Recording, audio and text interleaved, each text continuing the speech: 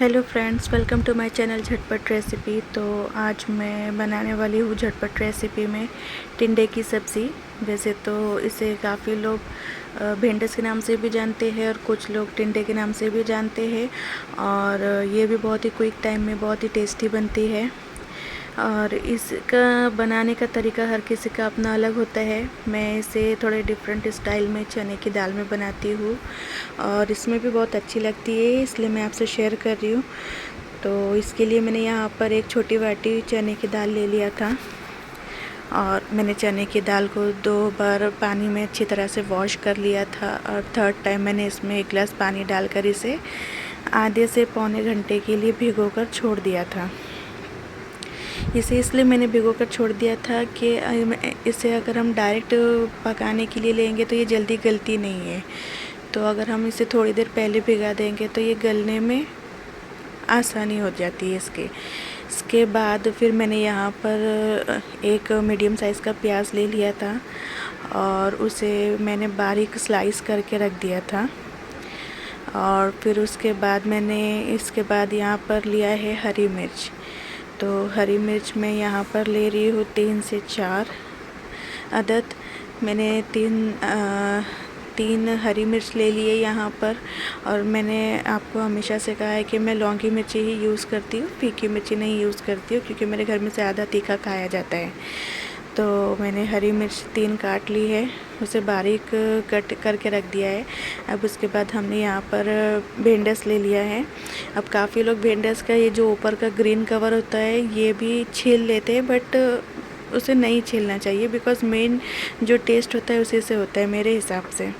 तो मैं तो उसका कवर नहीं निकालती हूँ। और मैं यहाँ आपको 2 तरीके बता रही हूँ इसे स्लाइस करने के। एक तो मैंने देखिए प्याज जैसा बारीक स्लाइस करके वैसे ही बड़े बड़े पीस में साइड में रख दिया है, और एक तरफ प्याज जैसा बारीक स्लाइस करके उसे मिडल में भी मैंने एक कटिंग कर दिया है।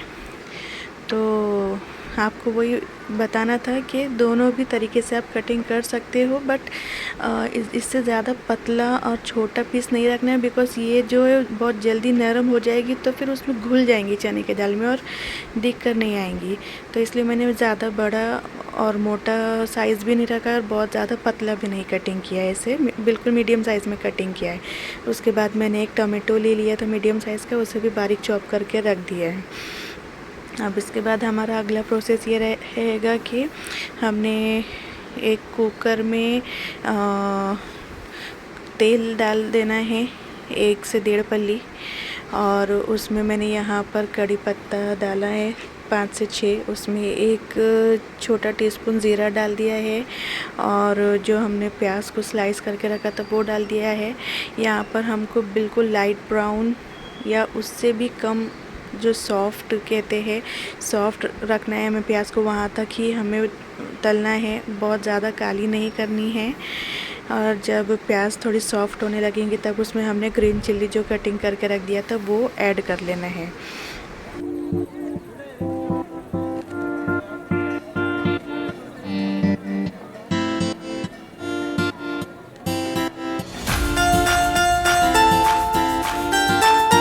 जैसे ही ग्रीन चिल्ली तड़कने लगेगी उसके बाद हमने यहाँ पर ऐड कर लेना है अदरक लहसुन का पेस्ट आधा टीस्पून। और यहाँ पर हमने गैस का फ्लेम जो है बिल्कुल ही मीडियम पर कर देना है, मीडियम टू लो पर, ताकि अदरक लहसुन का पेस्ट जो है जल ना पाए। अगर वो जल गया तो उसकी बात अच्छी नहीं लगती। इसलिए जब भी हमने अदरक लहसुन को किसी भी रेसिपी में मिलाना है तो उससे पहले हमने उसे गैस का फ्लेम जो है मीडियम टू लो कर देना है। तो जैसे 30 टू 40 सेकेंड हमने अदरक लहसुन के पेस्ट को थोड़ा भून लिया, उसकी कच्ची स्मेल उड़ गई। उसके बाद हमने यहाँ पर ऐड किया जो चने की दाल भिगो कर रखी थी, हमने वो ऐड कर लिया है। और उसके बाद मैंने यहाँ पर जो टमाटो चॉप करके रखा था वो मिला लिया है, और मैंने आधा टीस्पून सॉल्ट ऐड कर लिया है इसमें। और उसके अलावा मैंने यहाँ पर हल्दी भी लिया था 1/4 टीस्पून। अब ये सबको हमें अच्छी तरह से मिक्स कर लेना है, और हमें इसे आधा ढक्कन ढककर 2 से 3 मिनट के लिए छोड़ देना है, ताकि जो हमारे टमाटो से थोड़े सॉफ्ट हो जाए।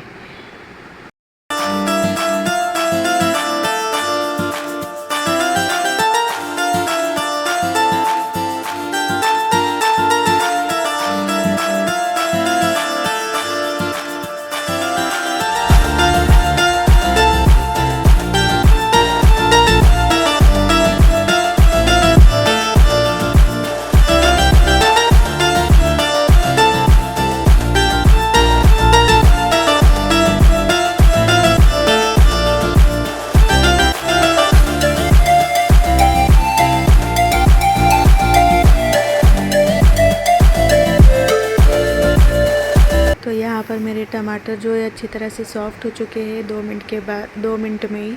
तो यहाँ पर मैंने छोटा ग्लास पानी ऐड कर लिया है इसमें, और इसे हाई फ्लेम पर मैंने 2 से 3 मिनट के लिए रखा है। उसमें मेरी बिकॉज़ यहाँ पर पानी कम था, इसलिए मेरी 4 से 5 सीटी जल्दी हो गई। तो उसमें मेरी दाल भी एकदम परफेक्ट गल चुकी है, ना ही बहुत ज़्यादा कड़क और कच्ची है और ना ही बहुत ज़्यादा गली है। एकदम परफेक्ट जितनी मुझे चाहिए था उतनी ही गली है।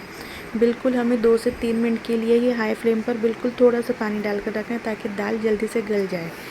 फिर उसके बाद अब हमने यहाँ पर गैस को फिर से बिल्कुल मीडियम टू लो फ्लेम पर कर देना है, और उसमें हमने यहाँ पर ऐड करना है भिंडीस को, जो हमने कटिंग करके साइड में रखी थी।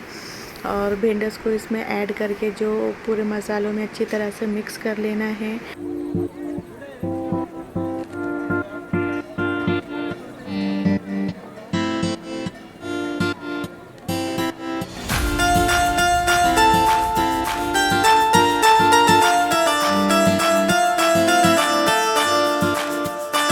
अब लास्ट में यहाँ पर बारी आती है गरम मसाले की, तो आप होममेड मसाला भी यहाँ पर डाल सकते हैं।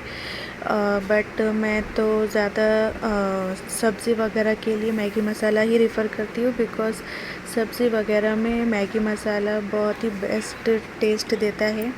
तो मैंने मैगी मसाले का एक पैकेट पूरा डाल दिया था यहाँ पर। और यहाँ इसी स्टेज पर आपके पास अगर कोतमीर है तो आप कोतमीर, जो हरा धनिया है, उसे बारीक कटिंग करके इसमें डाल सकते हैं। मेरे पास नहीं था इसलिए मैं नहीं डाल पाई, तो उसकी जगह पर मैंने यहाँ पर कसूरी मेथी डाल दी थी थोड़ी सी। और कसूरी मेथी का भी बहुत अच्छा टेस्ट आता है। अगर आपके पास भी हरा धनिया नहीं है तो आप भी कसूरी मेथी डालकर ट्राई कर सकते हैं। इसका किसी भी रेसिपी में टेस्ट मतलब कसूरी मेथी जो है रेसिपी का स्वाद डबल कर देती है, इसलिए मैं इसे थोड़ा थोड़ा डालती रहती हूँ हर रेसिपी में। अब इसके बाद हमने सब मिक्स करके इसे छोड़ देना है कम से कम 7 to 8 मिनट्स के लिए। अब ये बिल्कुल मीडियम टू लो फ्लेम पर 7 to 8 मिनट के लिए हम इसे छोड़ देंगे आधा ढक कर। तो भिंडीस गलने में ज़्यादा टाइम तो लगता नहीं, और दाल तो हमारी ऑलरेडी गली हुई थी। तो मैंने 8 मिनट के बाद जब इसे खोल कर देखा तो बिल्कुल हमारी भिंडीस जितनी हमें चाहिए थी उतनी गल चुकी है। और बहुत ही ईज़िली आप देखोगे, बहुत ही ईज़िली ये छुरी की मदद से कटिंग हो रहा है, मतलब कि हमारी भिंडीस बिल्कुल रेडी हो चुकी है। तो ये रेसिपी बहुत ही कम टाइम में बन जाती है, 15 से 20 मिनट में, और स्वाद में भी बहुत अच्छी लगती है। अगर आपने कभी ट्राई नहीं किया होगा तो मेरे तरीके से एक बार ट्राई करके देखिएगा, बहुत अच्छी लगती है। और इन्जॉय कीजिए। और अगर मेरा ये वीडियो पसंद आए तो please like, share and subscribe भी कीजिए।